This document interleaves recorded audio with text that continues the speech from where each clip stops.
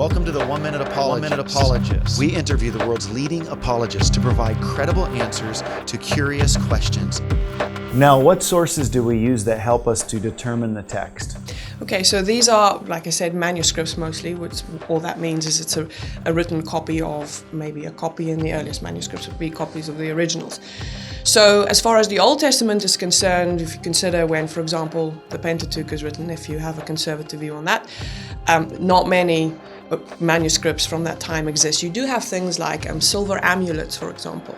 Of course, they would last longer, and so they have quotations from passages like Numbers and so on. A very exciting find, of course, was the Dead Sea Scrolls.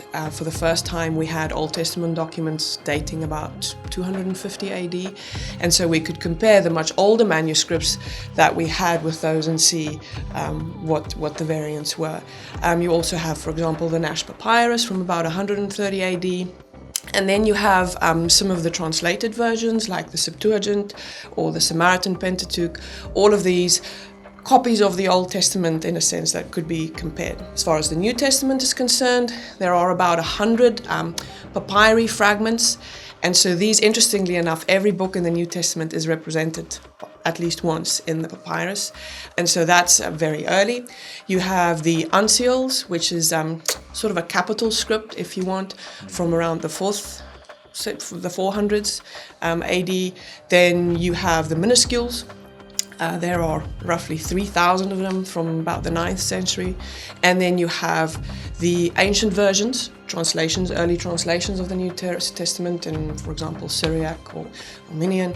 And you also have the quotations of the church fathers whenever they would quote scripture in their preaching. And all of these we can compare to see where are there differences and what sort of differences are these. Let me just say that the New Testament the Bible as far as ancient document goes, the evidence is just tremendous, both in the sheer number of manuscripts that we have and how close they are in proximity to the actual original writings, how many years lapse before we see the first manuscripts. No other ancient document even compares.